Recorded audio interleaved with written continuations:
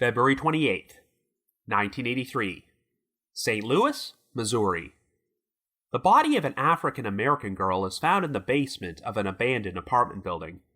She is believed to be between 8 to 11 years old and has her hands tied behind her back, and it turns out she was sexually assaulted and strangled to death before she was beheaded. Since the victim's head is never recovered and she cannot be identified, she becomes known as the St. Louis Jane Doe. Over the years, investigators explore a number of different leads, but they are unable to figure out the girl's identity or who was responsible for killing her. After that, the trail went cold.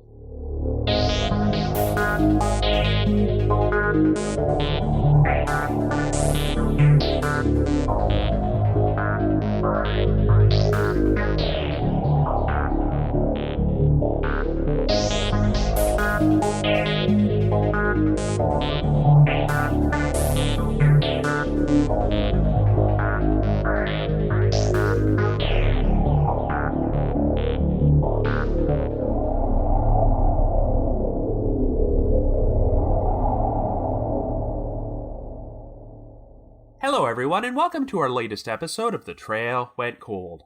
I'm your host Robin Warder, and today we're going to be covering the unsolved 1983 murder of a young girl who has never been identified, the St. Louis Jane Doe. Ever since the inception of this podcast, this has probably been one of my most highly requested cold cases involving an unidentified decedent, which I have yet to cover. Out of the thousands of cases out there involving John or Jane Does, this might be one of the most horrifying because of the circumstances of how the victim was murdered. The victim was an African-American girl estimated to be between 8 and 11 years old, who was discovered inside the dark basement of a vacant apartment building. Not only was the victim sexually assaulted and strangled to death, but the killer went to the trouble of decapitating and disposing of her head. As a result, there has never been a facial reconstruction or composite sketch created for this girl in order to showcase what she might have looked like. Even though the story has gotten extensive publicity over the years, no one has ever come forward to claim or identify the St. Louis Jane Doe, which has led to speculation that her killer may have been a parent or a caregiver. So I decided that now would be a good time to cover the case, not only because we're nearing the 40th anniversary of the crime, but because of the recent release of a documentary titled Our Precious Hope Revisited, St. Louis's Little Jane Doe. Directed by Edrar Bird Sosa, the film is currently available for streaming, and not only did it reveal new details about the case which I did not know before, but it has offered some clarification on misinformation which has been spread over the years. The documentary did confirm that an active effort is underway to identify this victim via DNA profiling and genetic genealogy, but it looks like it's going to be a challenging task. Also, I should mention that the St. Louis Jane Doe has been referred to by a number of different names over the years, including Little Jane Doe, Hope, and Precious Hope, and for the purpose of humanizing the victim, I'm mostly going to be referring to her as Hope throughout this episode. Anyway, before we get started, just a quick reminder that The Trail Went Cold is a weekly podcast, which is currently available for download on several platforms, including Apple Podcasts, Stitcher, Google Podcasts, and Spotify. So if you like this podcast, be sure to subscribe to it, and please leave us a rating or review on any of those sites to help spread the word and garner us more exposure. The Trail Went Cold is on Patreon, so if you would like to learn how to support the show, please visit our page at patreon.com/thetrailwentcold. For as little as $1 a month, you can garner access to exclusive rewards, which may include stickers and thank you cards, early access to episodes, and bonus content. So with all that out of the way, let us now explore the murder of the St. Louis Jane Doe.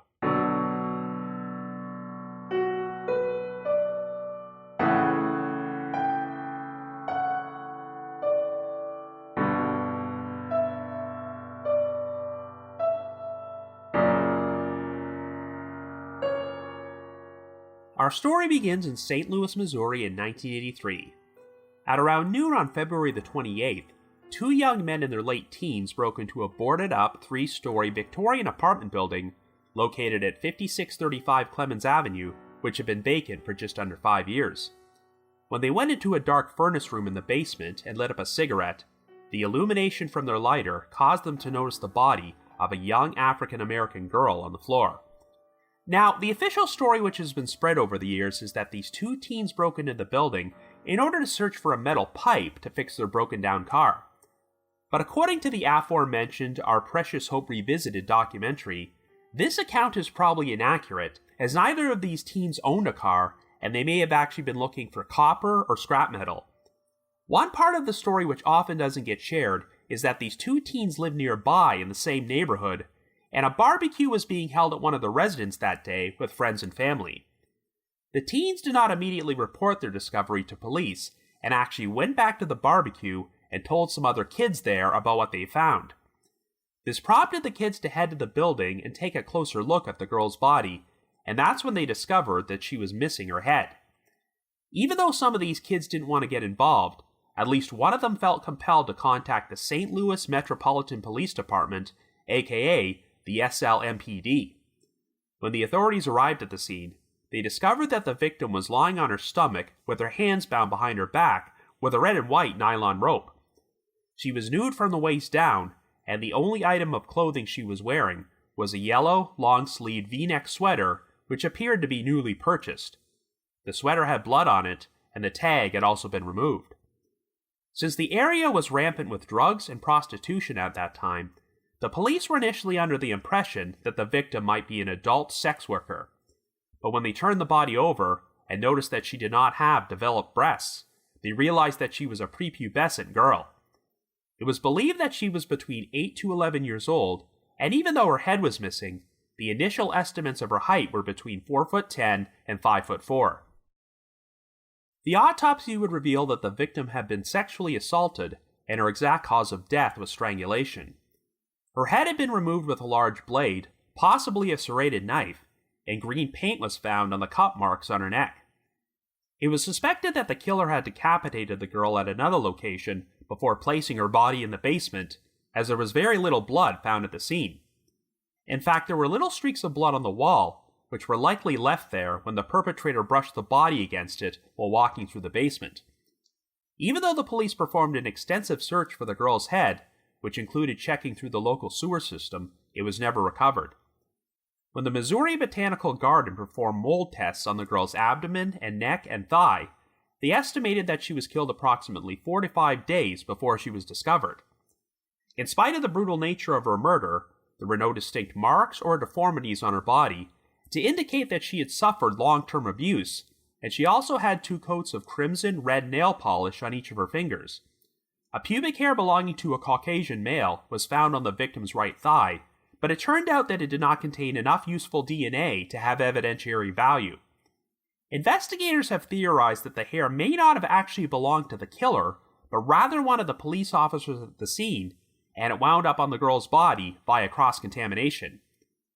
Even though I've pointed out some inconsistencies in the official story about the discovery of the body, the 2 teens who found the girl were extensively questioned and investigated by the authorities, and were never considered to be suspects in her murder. At the time, the SLMPD's homicide unit was led by Captain Leroy Atkins, who was the first African-American head of that unit in the history of the city, so he took a special interest in identifying the girl and solving the case. Even though the crime garnered extensive publicity, no one ever came forward to claim or identify the girl.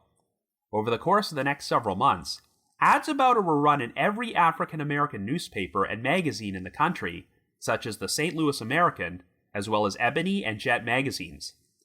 Investigators checked school records for St. Louis and Missouri, but all black girls between the ages of 8 and 11 who fit the criteria of the victim could be accounted for. This led to speculation that the girl was from out of state, but even though the SLMPD corresponded with every state police agency, they did not uncover any missing persons reports for young girls who were a promising match to the Jane Doe. However, even if the victim was not from St. Louis, investigators suspected that her killer may have been familiar with the area, as the apartment building where her body was dumped was not close to any major road or thoroughfares. The building was also not easy to access, as the front entrance was boarded up, so the perpetrator would have needed to enter the basement through a door located at the back. The girl remained in the city morgue for 9 months, but on December the 2nd, a decision was made to bury her in a pauper's grave at Washington Park Cemetery, an historic African-American cemetery located in the Berkeley suburb. Since she could not be identified, the girl became known as the St. Louis Jane Doe. She would later earn the nickname Precious Hope, and even though that's likely not a real name, I'll be referring to her as Hope throughout the rest of this episode rather than Jane Doe, the girl, or the victim. Shortly after Hope's burial, a couple who owned a local business called Schaefer's Monument Company offered to donate a small headstone for Hope's grave, but the St. Louis Medical Examiner's Office thought it might be inappropriate. When Livingston Community High School, located just over the state line in Livingston, Illinois, learned about this, they organized a letter-writing campaign to city officials, so the medical examiner's office finally relented and allowed the headstone to be placed in the cemetery. It featured the date when Hope's body was found, as well as the inscription, quote, "The saddened hearts were healed knowing the pain of life is over, and the beauty of the soul revealed." Well, within the next few years, a potential suspect in Hope's murder would pop up on the radar. On March the 7th, 1985, 19-year-old Sonetta Ford was stabbed in her chest and throat with a butcher knife inside her St. Louis basement apartment before she was strangled to death. The investigation soon led to the building's maintenance man, who went by the name Thomas Turner. The authorities did not yet realize that his real name was actually Vernon Brown, and he had previously served 4 years in prison for sexually assaulting a 12-year-old girl in Indianapolis. Brown also had an active arrest warrant in Indiana for robbery and 6 counts of child molestation, which is why he relocated to St. Louis and changed his name to Thomas Turner. While Brown denied any involvement in Sonetta Ford's murder, his wife, Kathy Moore, later told police that he confessed to the crime and revealed details which had not been released publicly, such as the fact that Sonetta had been strangled with an electrical cord from a curling iron. Even though a warrant was issued to arrest Brown for murder, the charges were soon dropped after Kathy Moore recanted her story about her husband's confession. In addition, Missouri law had a statute at that time which prevented a defendant's spouse from testifying against them in court. Unfortunately, over the course of the next year, Brown would commit habitual sexual assault on his wife's 3 sons from a previous marriage, who were aged 11, 9, and 7. On October the 24th, 1986, Brown was sitting on his residence front porch when he noticed a 9-year-old African-American girl named Janet Perkins walking home from school. Brown proceeded to lure Janet into his residence, and even though his 3 stepsons were home, he ordered them to lock themselves in their rooms while he took Janet down to the basement. He then proceeded to strangle Janet to death with a rope, and the 3 boys would later claim that they could hear her screaming through the vents. After Brown placed the girl's body in 2 trash bags, he placed it in a dumpster in an alley behind his house. Well, it wasn't long before Janet's body was found, and since a witness had seen her going into Brown's residence, he was immediately questioned by police. Brown soon made a full confession of the crime and was charged with first-degree murder. After going on trial in October of 1988, Brown was convicted of Janet's murder and sentenced to death. Almost immediately thereafter, he was indicted with Sonetta Ford's murder, and he would be tried, convicted, and sentenced to death for that crime as well. At one point, Brown was also charged with the murder of 9-year-old Kimberly Campbell, who was bound, sexually assaulted, beaten, and strangled to death in Indianapolis in August of 1980. But since the crime took place in a different state, and Brown was facing execution in Missouri, it was ultimately decided not to take him to trial for killing Kimberly. During his time living in St. Louis, Brown resided only a few miles away from the apartment building where Precious Hope's body was found, and given the similarities between that crime and the other murders Brown committed, he was looked at as a potential suspect. A St. Louis police detective named Tom Carroll theorized that Hope might have been the daughter of one of Brown's previous girlfriends, and she was too frightened to report the murder to police. Prior to Brown's execution, Carroll attempted to question him about Hope's murder, but Brown simply replied, quote, "I've got nothing to say to you." When Carroll told Brown that confessing to Hope's murder could bring some closure to her family, Brown said he did not care about them. On May the 18th, 2005, Brown was executed by a lethal injection at the age of 51. Desperate for new leads in this case, Leroy Adkins, as well as a detective who worked on the investigation named Joe Burgoon, agreed to appear on an episode of the TV show Sightings, which focused on the paranormal. The episode aired in November of 1994 and featured Adkins and Burgoon having a phone conversation with a Florida-based psychic named Noreen Rainier. Now, I've previously discussed Noreen Rainier on my episode about the unsolved disappearance of Kimberly McAndrew, and I'll talk more about her background later on, but long story short, Rainier claimed that she specialized in psychometry, where she would hold onto an item that once belonged to a missing or murdered victim and quote-unquote become that person, allowing her to have visions from the victim's point of view during the last moments of their lives. Believe it or not, Adkins and Burgoon agreed to mail 2 key pieces of evidence, Hope's yellow sweater and the nylon rope used to bind her, to Rainier. The sightings episode then showed her touching these items and supposedly having visions of Hope's murder. She expressed her belief that the killer was a teacher who had once been dishonorably discharged from the military, and based on Rainier's description, a composite sketch was created for him. But unfortunately, the sweater and the rope would soon go missing, and this has often been cited as one of the worst blunders ever committed in a police investigation. The makers of the Our Precious Hope Revisited documentary reached out to Noreen Rainier, and while she declined to do an interview, she maintained that she did send the items back to the SLMPD after the episode was filmed. While during the documentary, Sergeant Brian McGlynn, one of the homicide investigators currently working on this case, was interviewed, and he confirms that the police department did receive the items from Rainier and claims that there was even a signed postal evidence slip to prove it. But for reasons unknown, the items somehow went missing from their mailroom and have not been seen since. Anyway, the information Rainier provided during the sightings episode did not seem to be of much use, and there has been no shortage of false leads provided by psychics and amateur sleuths over the years. One of the most unusual leads was provided by a woman named Sharon Nolte, who spent 7 years and $23,000 of her own money conducting her own independent investigation into the case. Nolte came to believe that Precious Hope was a Chippewa Native American named Shannon Johnson, and that the killer was a drifter living in southern Texas, and she even went so far as to collect DNA samples from this man, as well as a woman whom she believed was related to Shannon Johnson. Well, DNA testing showed no genetic connection between the woman and Hope, so this lead was dismissed, but Nolte still insisted that she was correct. Here is a quote Nolte provided for an article about the case in the December 1st, 2004 edition of the Riverfront Times, and I almost cannot believe this is actually real. Quote, "I don't give a rat's ass about the police department. I think they stink. I told them who she was and who killed her, and they never did anything with it. I had a bag full of the killer's pubic hair. Do you know how difficult it is to collect a bag full of pubic hair?" End quote. In 2009, a decision was made to exhume Hope's body for more advanced forensic testing, but when the grave was dug up, it turned out that 3 different bodies were buried there, and none of them belonged to her. It seemed apparent that the headstone which had been donated for Hope was placed in the wrong spot. For the past few decades, Washington Park Cemetery had not been properly maintained, and by this point, it was pretty much in complete disarray, thanks to botched burials and sloppy record-keeping.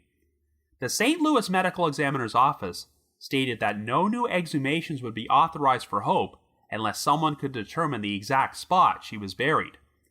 Well, in 2013, aerial images from the U.S. Geological Survey were used to determine the location of Hope's remains. This was made possible by examining old photographs which had been taken of Hope's funeral on the day she was buried, as the photos featured trees and headstones which were still in the same spot after 30 years.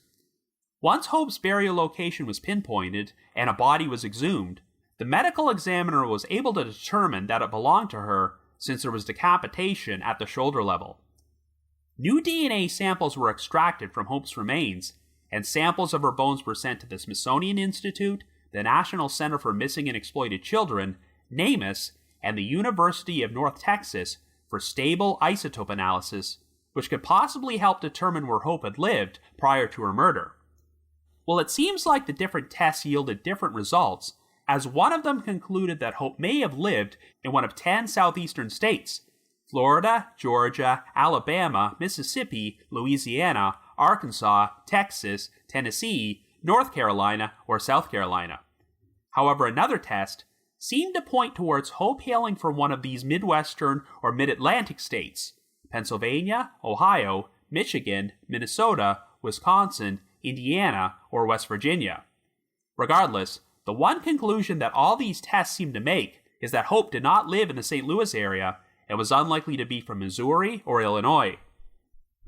In February of 2014, after the testing was completed, Hope's remains were reinterred in a new casket with angels on the corners, and she was redressed in a pink and white checkered dress. A ceremony was held in which she was laid to rest in St. Louis's Cavalry Cemetery in a section called the Garden of Innocents, where unidentified decedents are buried. In September of 2022, the aforementioned documentary, Our Precious Hope Revisited, St. Louis's Little Jane Doe, was finally released. The film's director, Edrar Bird Sosa, was living in St. Louis and 10 years old when Hope's body was found, and he vividly remembered his mother telling him to come inside because little kids' heads were being cut off. Well, near the end of the documentary, Sergeant Brian McGlynn publicly revealed for the first time that Cece Moore, a renowned genetic genealogist who works for Parabon Nanolabs, was working on this case, and he gave the filmmakers permission to interview her. Parabon has used genetic genealogy to resolve dozens of cold cases over the past few years, and Moore confirmed that when Hope's DNA was entered into the databases at GEDmatch, they immediately wound up getting 2 promising matches. However, these matches were both born around 100 years ago and had passed away. They also happen to be descendants from former slaves, which can present a challenge for constructing family trees for African American individuals, since records for them were often not kept during the era of slavery, making documentation about ancestral lineage difficult to find. Moore did confirm that she tracked down and spoke to the granddaughter of one of the individuals who was a match, but when this person learned that Moore was working on a law enforcement investigation involving an unidentified decedent, she told Moore never to contact her again and immediately removed her relative's DNA from the GEDmatch database. Moore also spoke to the daughter of the second individual who was a DNA match, and while she initially agreed to help, the woman soon broke off all contact with Moore and ghosted her. Regardless, even though the process will be challenging, Parabon Nanolabs will still continue to work on attempting to find genetic relatives of Precious Hope in hopes of figuring out her true identity. But after nearly 40 years, the identity of the St. Louis Jane Doe, as well as the identity of her killer, continue to remain unsolved mysteries. So I guess you could say the trail went cold.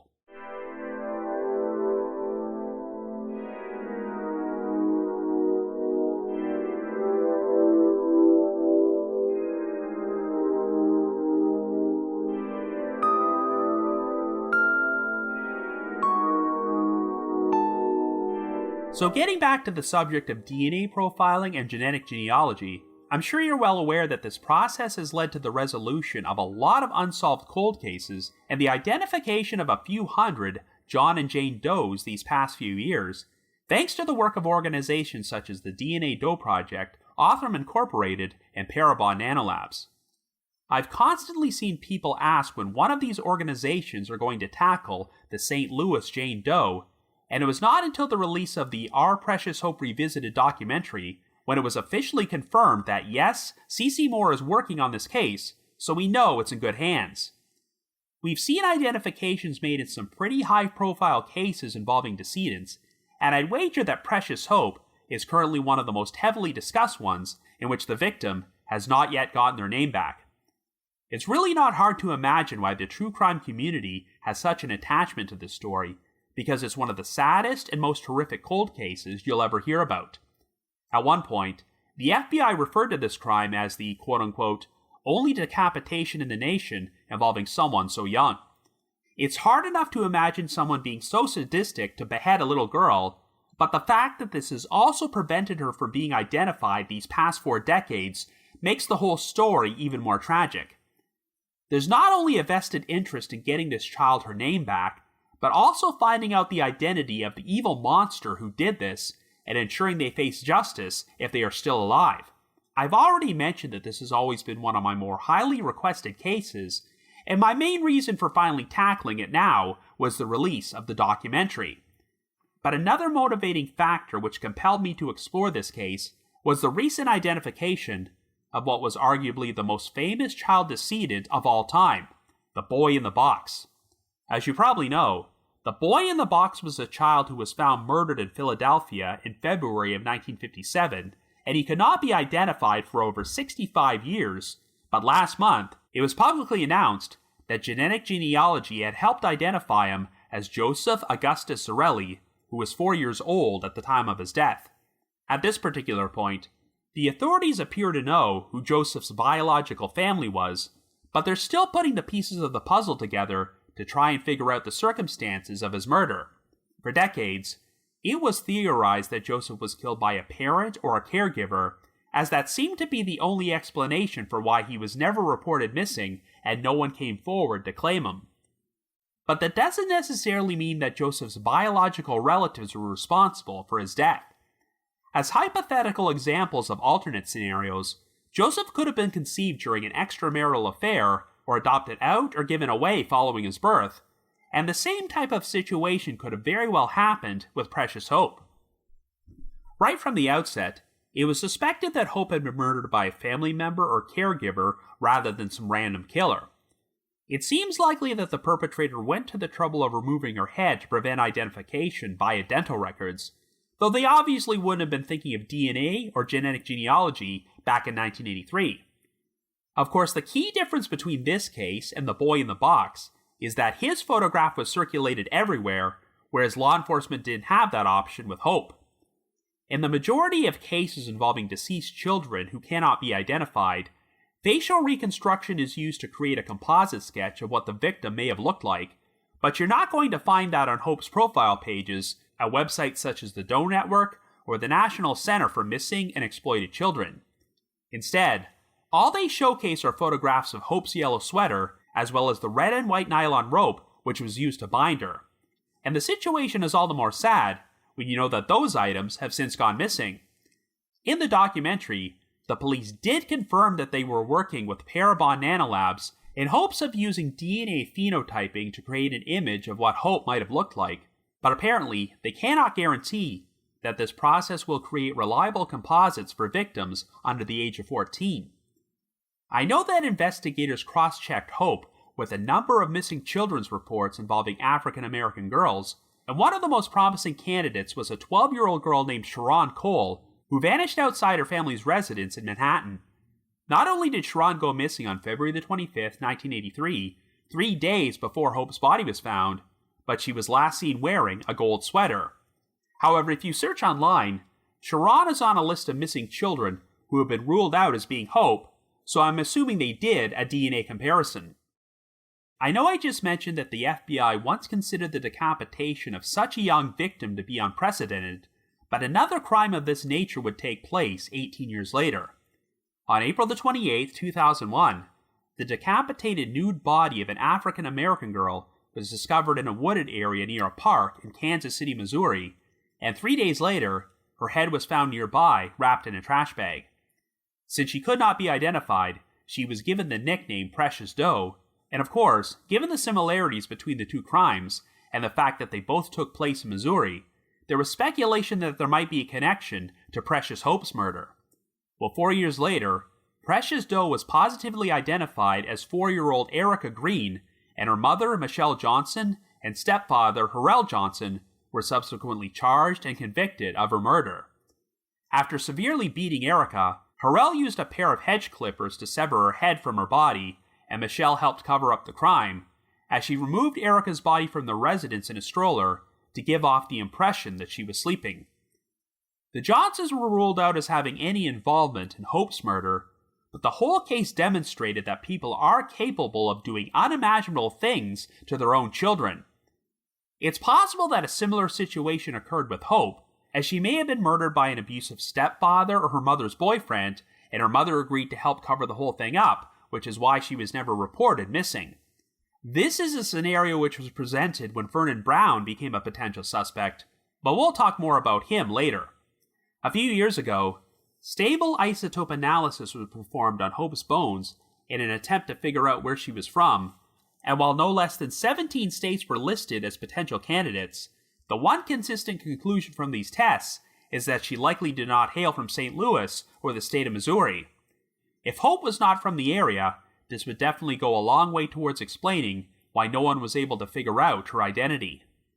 While we're on the topic of similar crimes, there was a promising lead on December the 26th, 1983, when hunters discovered the skull and postcranial skeleton of an African-American girl in the woods behind a rest area alongside Interstate 95 in Northampton County, North Carolina. While the victim's cause of death could not be established, she did have signs of trauma to her face to indicate possible abuse. There was initial speculation that the skull may have been Precious Hope's missing head, but this possibility was ruled out. The Northampton County Jane Doe was an entirely different victim, and to this day, she remains unidentified. While there's nothing to conclusively prove that the two cases are connected, I do find it interesting that North Carolina was listed as one of the possible states where Hope had lived. So for all we know, perhaps Hope's killer was also responsible for the death of the Northampton Jane Doe, though that's all just speculation. Even if Hope did not live in St. Louis, there is evidence to suggest that her killer was familiar with the area. The abandoned apartment building where her body was dumped does not seem to be one of those locations which you will find by pure chance. Before I watched the Our Precious Hope Revisited documentary, I was always under the impression that the entire neighborhood might have been a dilapidated area which was filled with vacant buildings, but I was surprised to learn that it was actually a pretty busy and active location with a number of residents who live there. In other words, I'm not sure if the perpetrator would have gone there looking for a place to dispose of a body unless they already knew that the building at 5635 Clemens Avenue would be abandoned. Since the front entrance was completely boarded up, there's a good chance they were aware they could still enter the building's basement through the back entrance.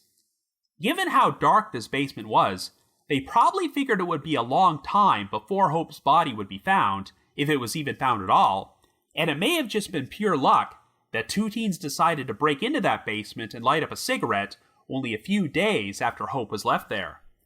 During that time period, it was not uncommon for the janitors who worked at these apartment buildings to live in the basements, but investigators apparently did explore that angle and did not find any records of former janitors from that particular building who stood out as potential suspects. So getting back to the subject of the Our Precious Hope Revisited documentary, if you're interested in watching it, the film is available for streaming on Amazon Prime. But for our Canadian listeners, I should mention that it's not on Amazon Prime up here, though you can watch it on Tubi instead. I previously mentioned that the documentary shared a lot of new details I didn't know before, and clarified some misinformation which is spread about the case over the years. For instance, we now know that the two teens who found Hope's body probably did not break into the building to search for a pipe to fix their car, since neither of them owned a vehicle. One false detail which has been shared over the years is that Hope had spina bifida occulta, which is caused when a gap forms between the vertebrae in one spinal cord. This would definitely be an important detail to help match Hope to any missing children out there, but according to the filmmakers, there is no mention of spina bifida occulta in the original autopsy report or any documentation related to this case, so they have no idea how this false rumor even got started in the first place. The filmmakers arranged for Dr. Joy Carter, an independent forensic pathology consultant, to perform an analysis of Hope's autopsy report, and she also confirmed some details.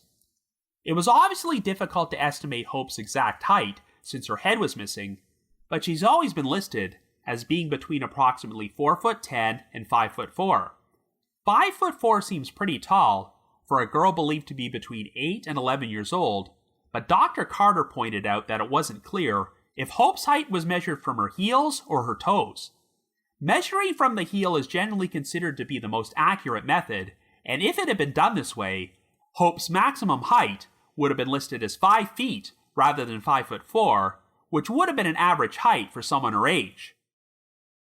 One detail which has been the source of some confusion was the discovery of a Caucasian male pubic hair on Hope's right thigh, as it's unclear whether it actually belonged to her killer. If you search online discussions about this case, you'll often find WTF reactions to the suggestion that the pubic hair may have belonged to a police officer, but this doesn't necessarily mean that a cop removed his pants at the crime scene. There are a number of innocent explanations for how a pubic hair could have wound up there. For example, if a police officer went to the bathroom beforehand, one of his pubic hairs could have transferred to the exterior of his pants before it subsequently fell off onto Hope's body. Another potential explanation is that the city of St. Louis apparently reused body bags back then, so it's possible that the pubic hair may have belonged to a previous occupant of the body bag used to transport Hope. Whatever the case, hairs can transfer around for a number of different reasons, and since there wasn't any usable DNA on the hair to begin with, it's not like it's ever going to be used as evidence to identify her killer. Of course, one of the most interesting portions of the documentary was getting more clarification on the circumstances of how Hope's sweater and the nylon rope used to bind her went missing. If you go on Reddit or any message boards and find threads under such titles as, "What are the all-time worst mistakes in a police investigation?" the SLMPD's decision to mail these items to a psychic will frequently get mentioned. I mean, so many people are skeptical about psychics to begin with, and question the value of police using them in investigations, but the idea of mailing them key pieces of evidence while they're living in another state is pretty mind-boggling. I heard this story for years, but I have to admit that until I watched the documentary, I had no idea that the psychic in question was Noreen Rainier. Rainier has always proclaimed herself to be a quote-unquote psychic detective who has assisted with hundreds of police investigations, and Unsolved Mysteries actually produced a segment about her not too long after she appeared on the Sightings episode about Precious Hope. She was also brought in to assist with the unsolved 1989 disappearance of Kimberly McAndrew, which took place in Halifax, Nova Scotia, and was covered on episode number 272 of this podcast. But if you've listened to that episode, you'll know that Rainier did not offer any information which helped the investigation, and the Royal Canadian Mounted Police were criticized over wasting time and resources on her. I've actually tracked down and watched the aforementioned Sightings episode on YouTube, where Rainier has the so-called psychic visions after touching the sweater and the rope. The whole thing comes across as pretty silly, as Rainier, a middle-aged woman, starts talking like a little girl after Hope's spirit supposedly enters her body. I find it telling that even though there is a ton of information available about this case, almost none of it discusses the so-called leads that Rainier provided, such as Hope's killer being a teacher who was dishonorably discharged from the military. Based on the description Rainier provided, a composite sketch of this man was created during the Sightings episode, and he appears to be an African-American male with a mustache. Yet I cannot find this composite sketch anywhere else when I search online, which gives me the impression that investigators do not consider any of Rainier's information to be viable leads.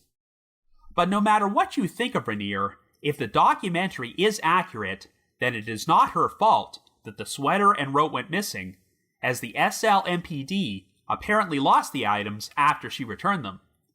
When the filmmakers interviewed Sergeant Brian McGlynn and asked him to provide the delivery slip, which proved that the items arrived at the police station, he seemed reluctant to do so, possibly to avoid implicating the police officer who was responsible for losing them. I mean, regardless of whether the items were lost by Rainier or the police department, the whole situation does not reflect well on them, but at least some additional context and clarification were provided to explain how something like this could have happened to begin with. Personally, if the items were returned, it would not surprise me at all if it turned out they were misfiled and are sitting in an evidence room somewhere inside the wrong box.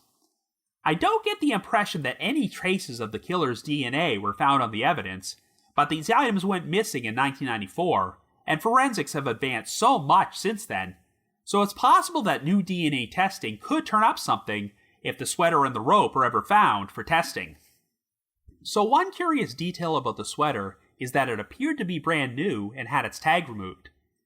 You might think that the perpetrator went to the trouble of removing the tag in order to make it more difficult to trace where it was purchased, but then why bother leaving the sweater on Hope's body to begin with, especially since she was wearing no other clothing?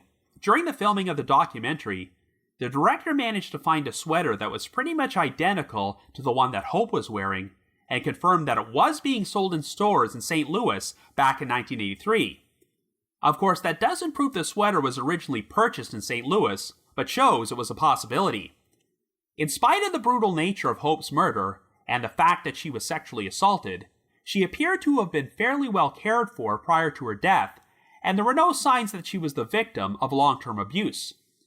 So if she was murdered by a parent or a caregiver, how did things reach the point where they decided to do this to her? There is no shortage of potential theories, such as Hope being a victim of human trafficking.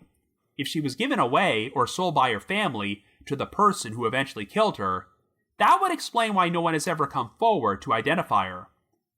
But a couple of deceased serial killers have also been looked at as potential suspects. One of them is Tommy Lynn Sells, who was executed in Texas in April of 2014 for the murder of a 13-year-old girl, but the authorities believe he was responsible for killing at least 22 people during his lifetime.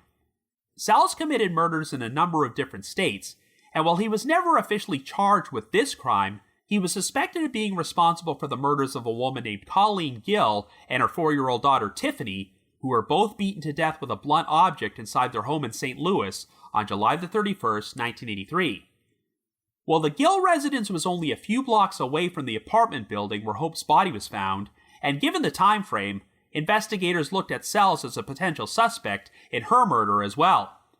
He was interviewed by detectives on death row, but they were ultimately inclined to believe that he wasn't involved in Hope's death. So that now brings us to child murderer Vernon Brown, who is truly a vile individual, and it's not hard to believe he would be capable of something like this. Officially, Brown has been linked to 3 murders, 2 of whom were around Hope's age, and much like Hope, all these victims were strangled to death. When Brown was charged with murder in 1986, he was living only a few miles away from the building where Hope was discovered. But one thing which isn't entirely clear to me are Brown's whereabouts in February of 1983. We know that he moved to St. Louis and changed his name after a warrant was issued for his arrest in Indiana, but I don't know when exactly this took place. It was theorized that Hope could have been the daughter of one of Brown's girlfriends, and he frightened this woman into staying silent after he killed her. We know that Brown was living with Kathy Moore and her 3 sons when he murdered Janet Perkins, but I'm not sure if they were together in 1983. I suppose that one of the things which might make me suspect Brown is that when he was questioned about Hope's murder prior to his execution, he never actually denied it. He only replied, quote, "I've got nothing to say to you."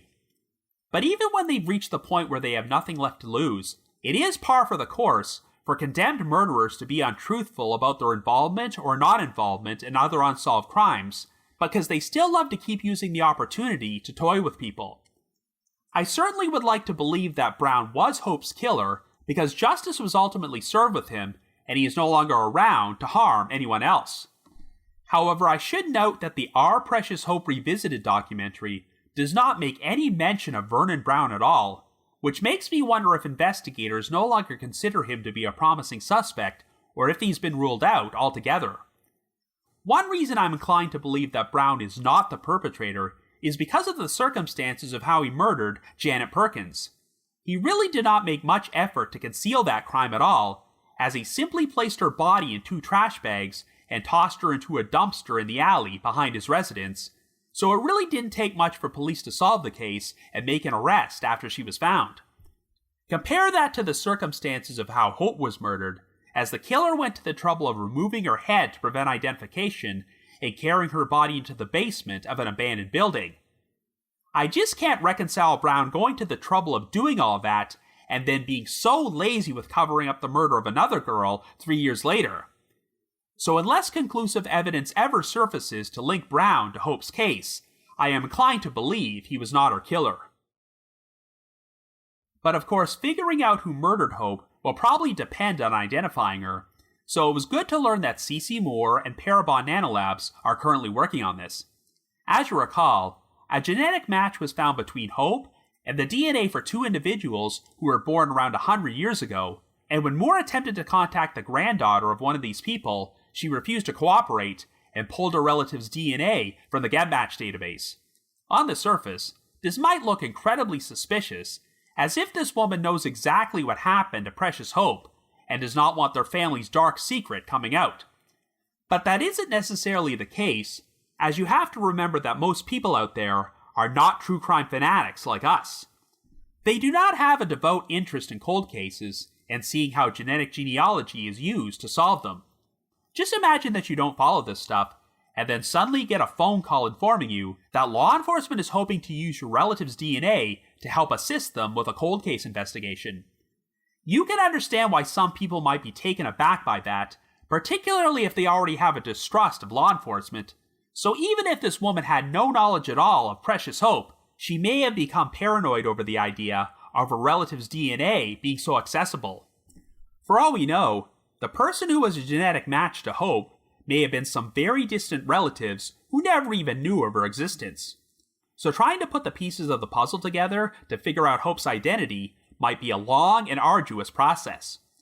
We saw a situation like that with the El Dorado Jane Doe case, which I discussed on my special update episode a few years ago. The El Dorado Jane Doe was a murder victim who remained unidentified for 3 decades, but in January of 2019, it was announced that Genetic Genealogy had linked her to a second cousin who had uploaded her DNA into the GEDmatch database. However, it would be another 3 years until her true identity was determined, and while details are sketchy, one of the possible reasons it took so long to figure everything out was because she may have been conceived during an affair and her biological father had no idea she even existed. So we may have a similar situation unfold in Hope's case, where even if her biological family is identified, it might take a while to put everything together and determine who she was and what led to her being murdered. While I'm sure it won't be easy, I do have a feeling that it will only be a matter of time until the St. Louis Jane Doe is identified.